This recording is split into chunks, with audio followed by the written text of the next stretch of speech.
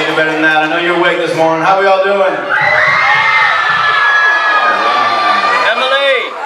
Everyone can find us. Everybody in. We have a lot of stuff going on this morning. We're going to do some praise and worship. And then we have our science fair winners that are going to be presented. We're excited about that. Give them a round of applause. So I apologize for the delay. We're dealing with some technical difficulties. But we are ready to go. So Mr. Aaron is ready. Almost. We invite you up to the front. Jump, dance, stand, clap, sing, whatever you're comfortable with. Kids, you come up to the front. Let's have some fun this morning.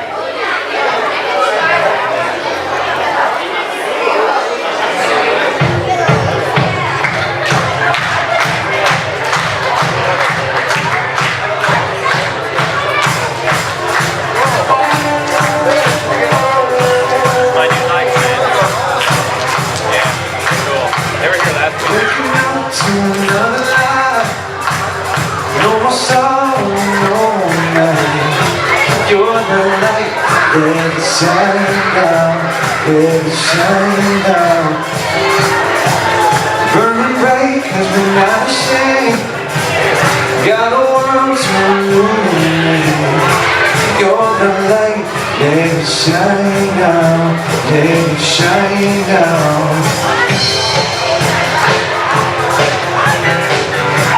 Come on, sing that left there.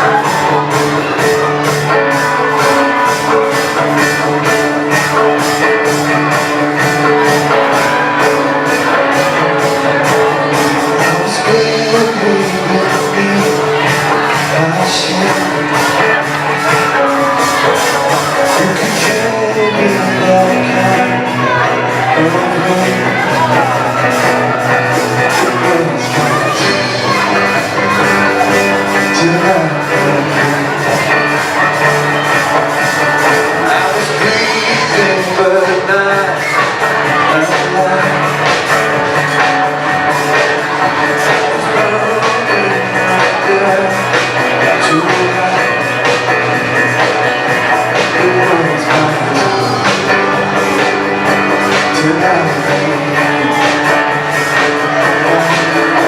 my name, I'll ring out of that grave,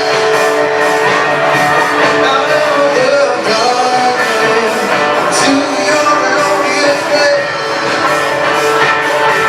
You call my name, I'll ring out of that grave, out of the darkness, to your glorious day.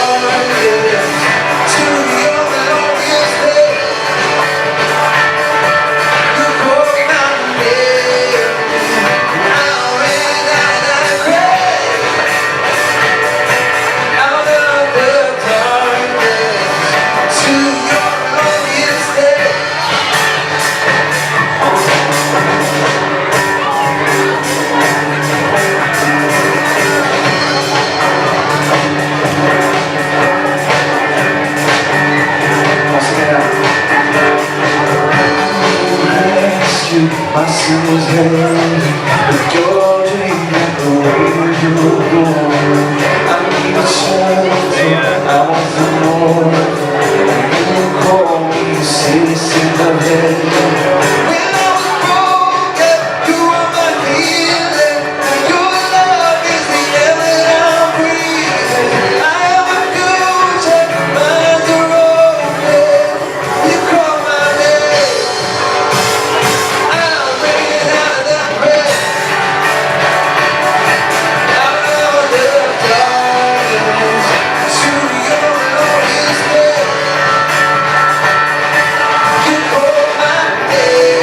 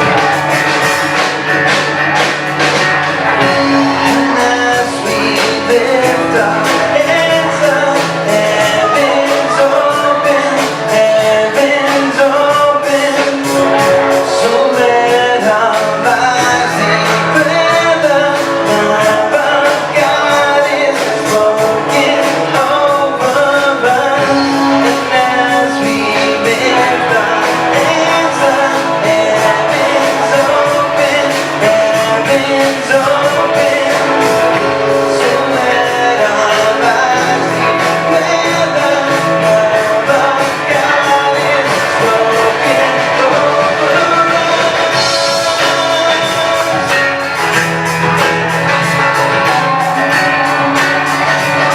This morning, shout out to Give thanks for all you have done. I will sing your mercy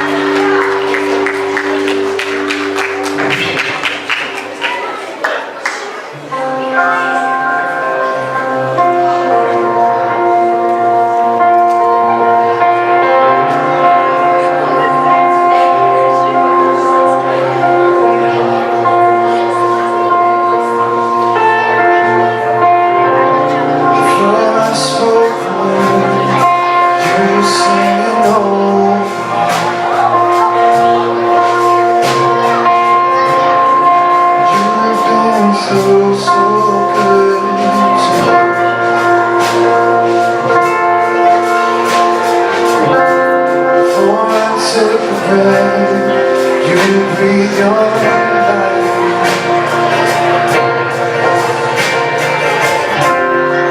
You've been so kind. Can you sing that again? For unspoken word, you sing it over.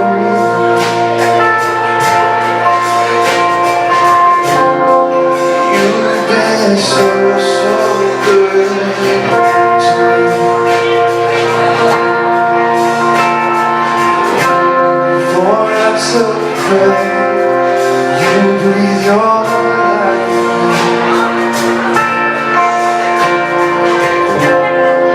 You've been so kind.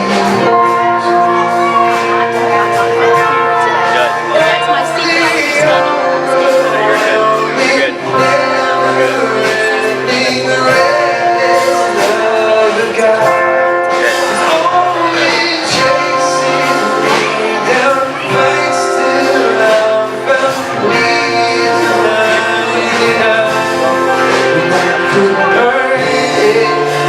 Don't serve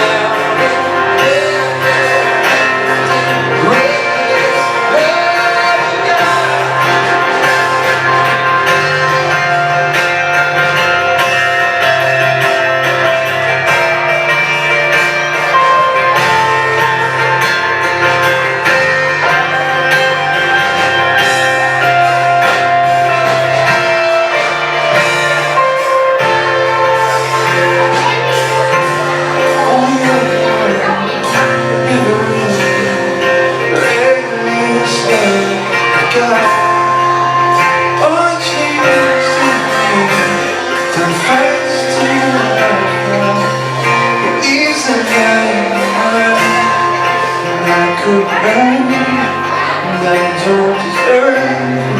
Still you give yourself away.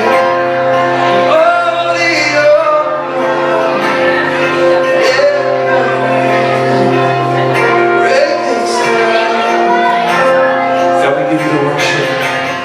We give you the honor, the praise that you deserve. That you would come, that you would knock down the walls, that there's no shadow that you won't light up, Lord. Because your love prevails, it pushes through all the obstacles. Because you see us for who you created us to be, Lord. You look past all our flaws, all of our mistakes, and you see the beauty within, Lord. And when others put us down, Lord God, when others make us feel like we're not worth anything, Lord, we can come boldly before your throne knowing that the King of Kings, the creator of all the universe, has a heart for us and loves us. We love you, Lord. We thank you for today. We pray it all in Jesus' name. Amen.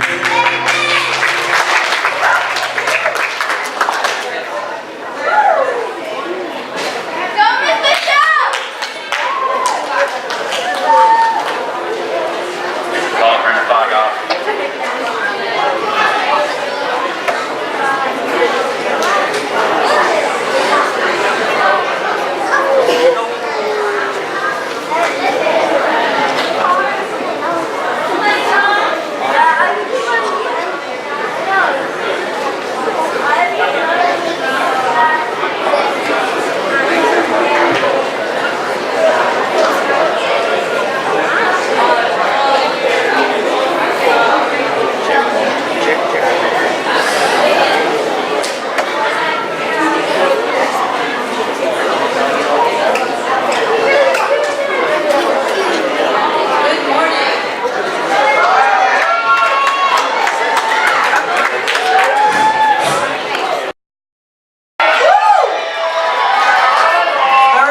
Believe how quickly this school year is going.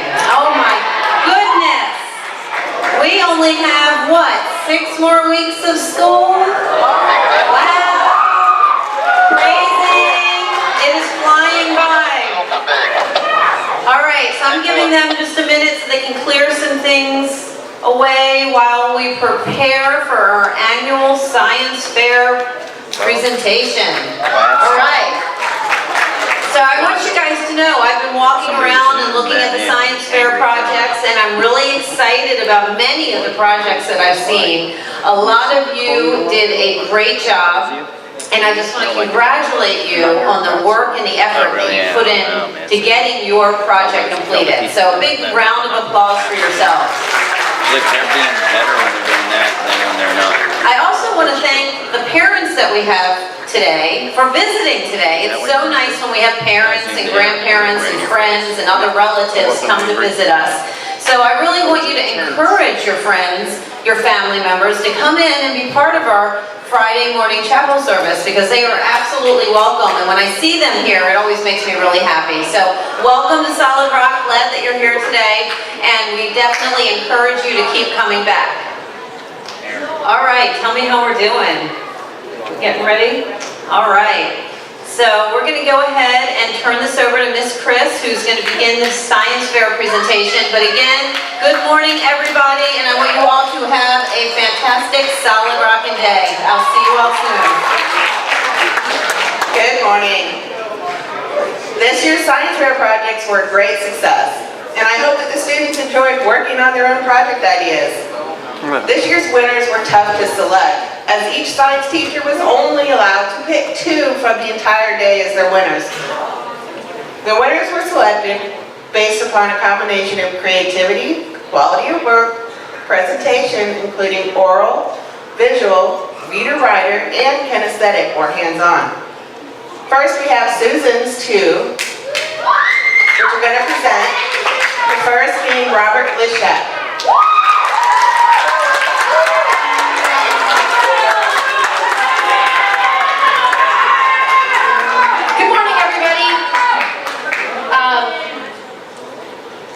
Incredibly tough decision. To quote Andre Rodriguez, everyone is a winner, right, Andre? Yeah, so I mean that right here. So Robert did an amazing science fair experiment, and I'll let him tell you what he did it on, and it will explain itself. But it is the hard work he put into it, his presentation, his passion for it, amazing. So Robert, congratulations, and take it away. Hi. For my science experiment, I did a hydroelectric generator, or hydroelectricity, and this is the Fathom Hawk. Now what I did is use a piece of wood, plumbing, hydroelectric generator, which is our masterpiece, our voltage meter, our plumber line, sink line, our discharge as a PVC pipe. It was really amazing. It was really fun to actually make this. I thought it was actually not going to happen, but it actually did. It actually did work for the class and everything. And I did 3 or 4 tests, and it came up all the way to around 16 volts, which is a lot, and it was pretty fun. And my hypothesis was that this would work and have around a voltage around 16 or 19, and it actually got to that mark.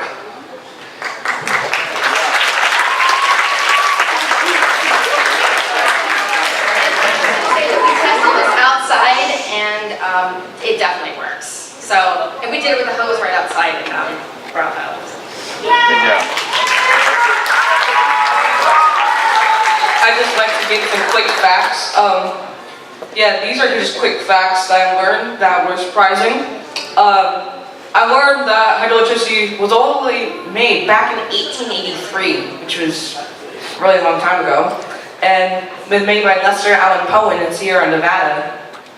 And these hydroelectric generators that we have today really benefit our planet, but also have cons, like being really expensive. Natural consequences when building power plants or basically building roads and power lines, and animal life too. So, but again, it is a natural benefit. And back in 2006, we got 30% of our energy from hydroelectricity, and it will continue to double by 2040. So, if we continue doing this, we will benefit our planet, and we will benefit tomorrow So, yeah. Well done. Thank you. I just want to say one more thing. You guys did amazing science fair projects, every single one of you, and I'm really proud of you.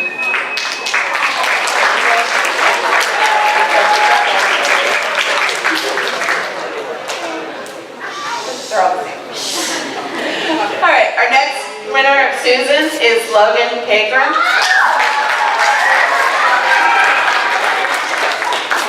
Logan.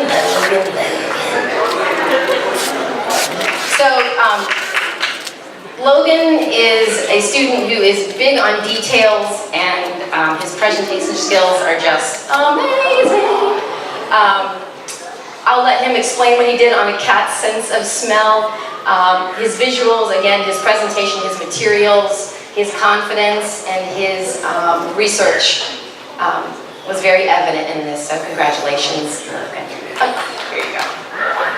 Thanks for Susan. Anyway, so I would like to read you my presentation notes that I worked on this morning. I did my science project on my cat sense of smell. A cat sense of smell is 40 times stronger than a human sense of smell. Humans have around 5 million scent receptors in their nose, while cats have around 200 million scent receptors. That's a big amount, isn't it? Cats have sensory organs in their mouths called circumsyn organs. They are 2 fluid-filled sacs located on the roof of their mouths and behind their teeth. These 2 fluid-filled sacs connect directly to the nasal cavity. Cats sometimes purposely draw air into their mouths to sniff an odor more deeply. This is called phlegm response. It's a partially open mouth and plain look across the cat's face. Cats have an amazing sense of smell to help them know what's going on in the world around them. Some cool ways that your cat can put his or her nose to good use are to define territory, sense prey and predators, find a mate, stimulate their appetite, greet other cats, and identify a safe environment. My experiment is based off the fifth one, the stimulating their appetite. As you know, four. Four is based on their stimulating their appetite and identifying a safe environment. Surprisingly, cats have only 473 taste buds, while humans have around 9,000 taste buds. This is why cats rely more on their sense of smell for food. Instead of the human's taste, the cats use their smell to determine whether a food is fit for them to eat. My experiment tested how my cat Andy's sense of smell stimulated his appetite.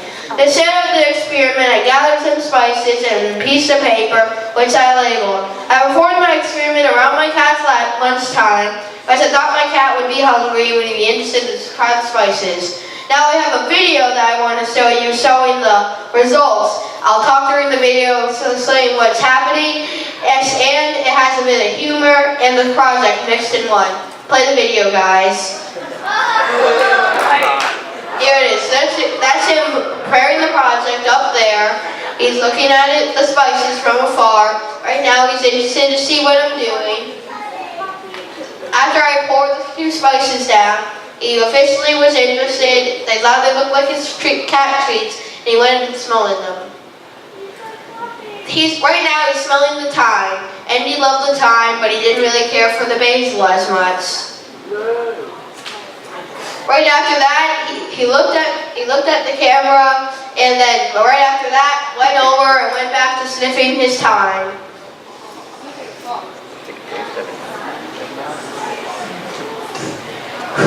Okay, so then I grabbed my oregano, which Andy, because he was still eating the thyme, I had to nudge him out of the way so I could successfully pour in the oregano.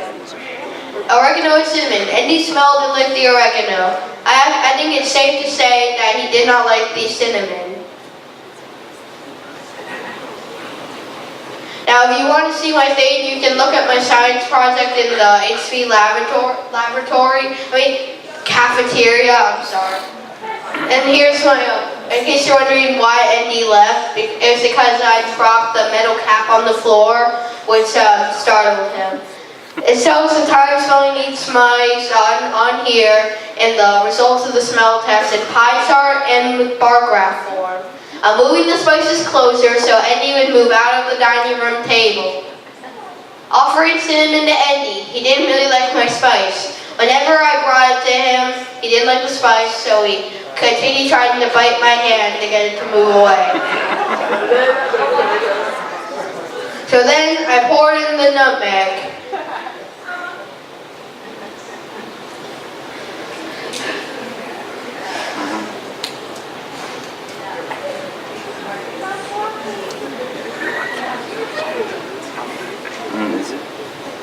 Is it really? I don't really think he liked that spice. If you look up here, it says he smelled it for only 3 seconds. Now it's time for the final thing, the catnip. Let's see if he likes it. He probably will, because it's called catnip after all. So I poured it in. It came out small at first, but then at the end, it eventually all poured out. I smelled the catnip myself, and I didn't really like it, but of course he, being a cat, will like it a lot better than I did probably, because I'm like the wrong demographic. He smelled it, and I think he likes it, and let's see what the board has to say about that.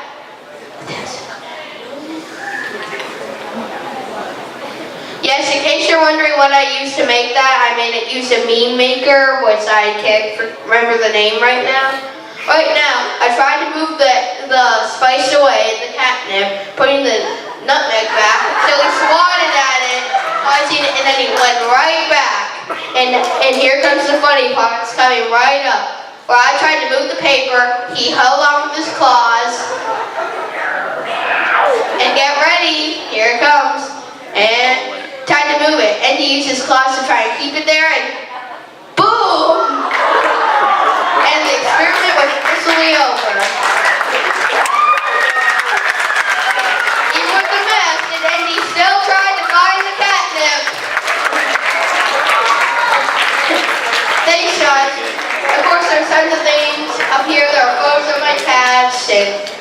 things about them. There's a cute little drawing that I traced. And just in case of the info.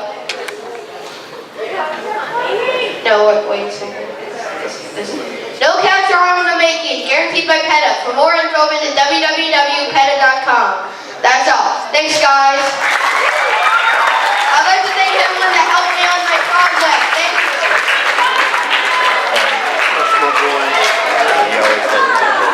Every year. The first of Mr. John's pick is Dino Andriotis.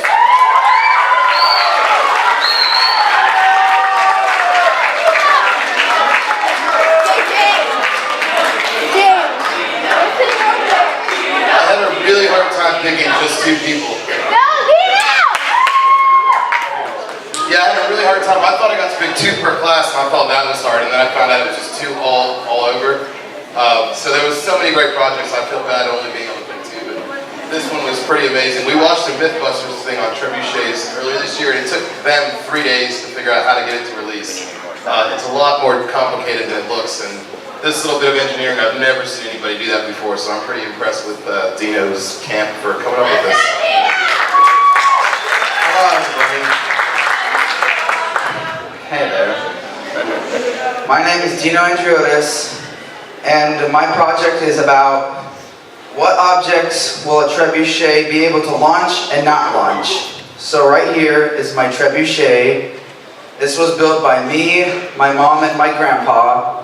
And as you can see, we spent around 4 or 5 days building this, and most of it was from this part.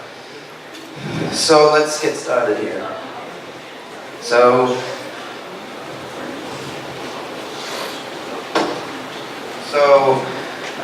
a trebuchet is a medieval machine used for war and battles. For my project, I wanted to build one so I can test the longest distance an object can be launched. How it works. This machine looks hard to operate, but it isn't. The arm it swings and launches. The object, aka the sling arm, is held in place by an 8-inch bolt and held in the center by 3 stands on either side of the base. This one end of the sling arm end of the sling arm has a weight, which duct tape to swing arm, and at the other end of the beaded chain wrapped through the PVC pipe chain with a metal bowl attached to it. To operate this, you will push the sling down, the non-weighted side, and place the bowl at the edges of the board. Now it's time to place the object in the bowl. While holding the arm down, the object has been The object has been placed in the bowl, and we can let go of the sling, and the force of the weight pulls downward, and the force of the sling pulling upwards, along with the chain attached to the bowl, the force of the object against the bowl until it has reached a position where it can be launched in the air. So now I'm going to demonstrate the parts of the trebuchet. So part 1, the base. The base helps support the entire iron machine so it can launch. The triangular shape gives it more strength and launch power. So as you can see, we built this so it can have better launch power. So first we put the base down here, then we put 2 metal boards up here, then we handle it down so it wouldn't wobble. And as you can see, if you look closely, there's my name. All right, next part. So part 2, the fulcrum. The fulcrum is what allows the trebuchet to swing. I put an 8-inch bolt to hold the sling arm and nuts to tighten it. So it's kind of hard to see from this angle, but here's the bolt, and the nuts tighten it so the trebuchet would not move at all. When we were originally gonna build it, we were gonna see how long does it take for a trebuchet to launch it properly, but we couldn't do that because it couldn't launch properly at any other way but this. So yeah. So part 3, the weight. The weight gives the arm force. We used an 8.15 pound steel hitch ball for the weight. We zip tied it and we duct taped it to the end of the sling arm. So here, you can't see the zip tied, but you can see the hitch ball right here, and you can see the duct tape right here. And trust me, this thing works really, really good. Okay. Yeah. So part 4, the sling and the bowl. The sling and the bowl are what makes the objects launch. I put a PVC pipe through the end of the arm and a beaded chain to tie the spoon hole to hold the object. This is the part that gave me the most problems. This thing went through a bunch of redesigns, and when I say a lot of redesigns, I'm not kidding. This once was like a little cloth pouch that bends and a little soft string. So we replaced that with this so it would be more solid, so it wouldn't like close once it launched. And we put this PVC pipe through it so once it launched it wouldn't like close, so this stayed open. Like, you know what I mean? Alright. So this is my launch data. So I used 2 things. I was originally going to use 3, but we couldn't find anything else that would be able to launch. So I used small PVC pipes and dice, and in a minute we're about to launch something. So for the data, it actually went pretty well. So we launched it 10 times in a row, and here are the results. For the small PVC pipes, 0, 0, it went 1 foot, then 11.2, then 4 feet and 6 inches, then 0, 0, 0, 6 feet, and 7 feet and 10 inches. That's for the PVC pipes. Now for the dice. The dice got 0, 0, 0.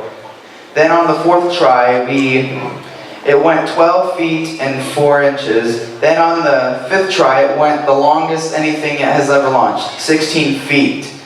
Then 11.2, or 11 feet and 2 inches. Then 0, then 11 feet and 7 inches. Then 3 feet and 2 inches. Then on the last one, it was 0.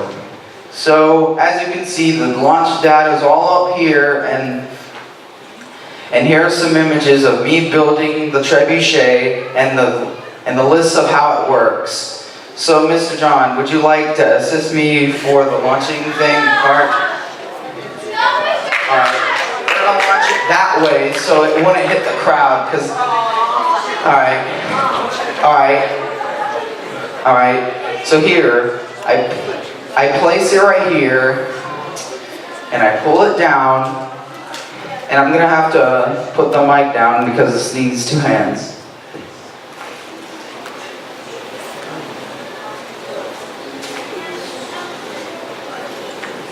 Alright, it's ready to launch.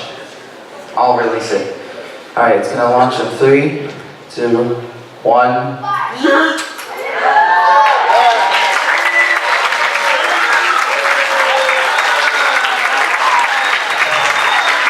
So there you have it.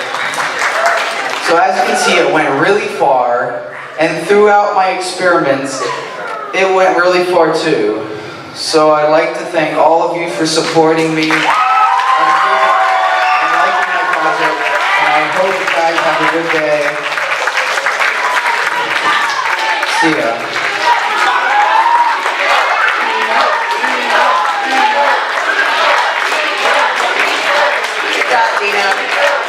Okay, Mr. John's second pick was Alyssa DeFort.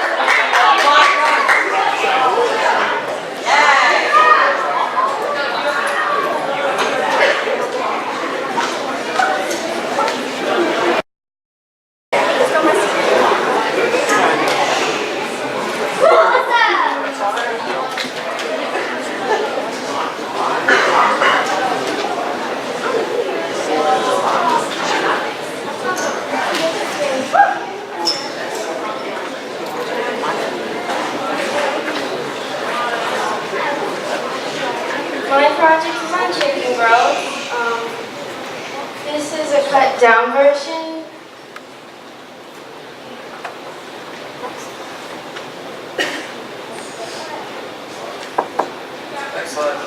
My question was, the different breeds of chickens grow at different rates. I believe that the growth rate in chickens depends on the breed. My reasoning is that different breeds of chickens grow to different sizes.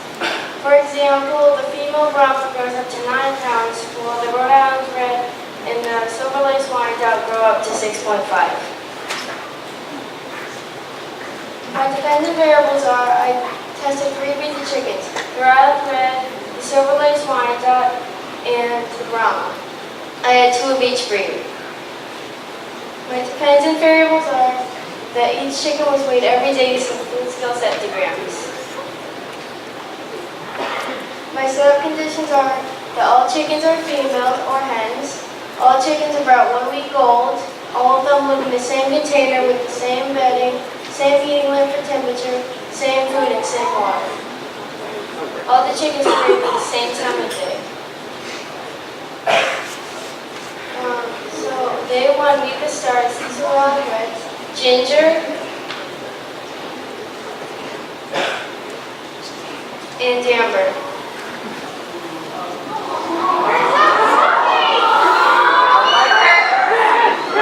And here are the Silver Lace Wyandotte, Fiona, and Daisy. Here are the Brahmas, Sunshine, and Keepers.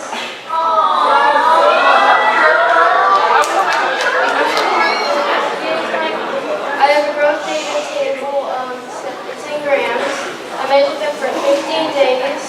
I have the total weight gained in grams and the percent grown in total. Here's the data analysis and results. On the left we have the growth percent, on the top the one that grew the most, and on the bottom we have the one that grew the least. On the right the same thing except the total weight gained in grams. The data does not support my hypothesis that the growth rate in chickens depends on the breed. The growth percentage and total weight gain did not have a pattern by breed with the amount of chickens I weighed. Here are the last These are Amber, Fiona and Daisy. Fiona's hiding, she's shy. And Sunshine and Keepers. How could I improve my experiment? Well, since I only used 2 chickens per breed, my results weren't conclusive. If I used more chickens, like 20 per breed, I would have had better results. And I also could have tested for more days, but I only had 3 weeks.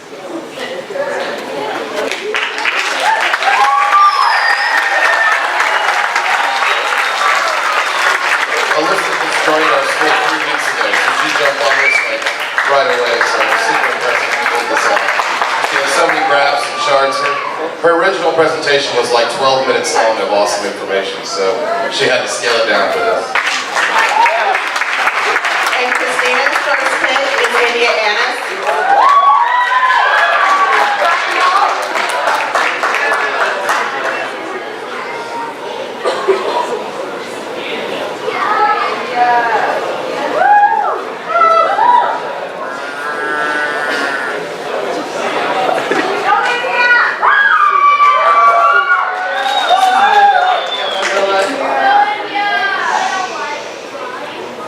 Okay, I did this little light of mine. I did 3 trials. I took different candles, the colored candles, a plain white candle, and I took like a really long candle, like the ones you see in mansions or whatever. Okay. And my investigation is what type of candle lasts the longest, and does the color of the candle matter in the burn duration, and does the candles of identical mass and weight but different dimensions differ in burn time. My hypothesis was, I think the tall plain candle was the burn fastest, I don't know, but yeah. My conclusion was that even though my hypothesis was wrong, the candle that burned the fastest was the colored candles. I think it was something with the chemicals, I don't know. But my first trial, my third trial ended up exactly the same. The first candle, the color candle burned fastest. The plain white candle burned second fastest. And the long one burned the slowest. But my second trial, the long candle burned the fastest. There was something wrong with the wick, so, you know, oh well. So, yeah, that's it.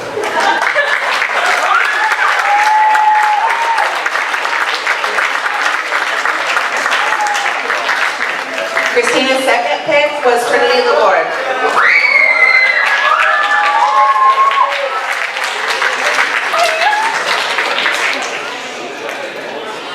Hi, I'm Miss Christina. Nice to see you all this morning. It was very tough to pick the overall winners in my classes. I wish I could have awarded them all. There was so many great ones. India had an amazing backboard in her presentation, and her procedure was just spot on with the scientific method, and I'm a stickler at following scientific method. And she even had kinesthetics. We're going to put the board back in the science fair room, and you can smell the different scents of the candles to show which one burned faster. It was really nice. And Trinity has an amazing project that will be on the PowerPoint, and I'll turn it over to her.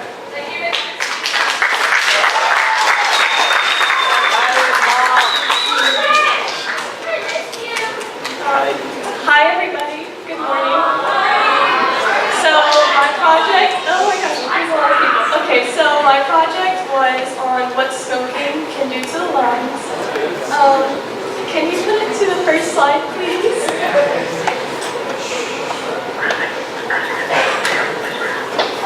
But anyway, so during this experiment,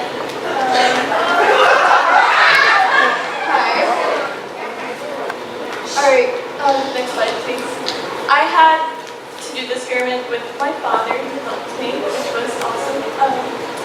My hypothesis was that the cotton balls that I used for my experiment to represent as the lungs were just going to turn like a yellowish, I don't know, like color.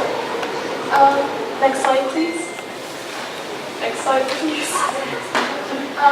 For my research and my purpose, I was watching one of those anti-guns, or cigarettes, one of those cigarette smoking ads, and I got my research from thetruth.com, which is one of those advertisements who fund those commercials, and I found out that Florida is one of the higher states for smoking, and that more boys smoke than girls when they get out of high school. To why this isn't proven yet, but statistics say that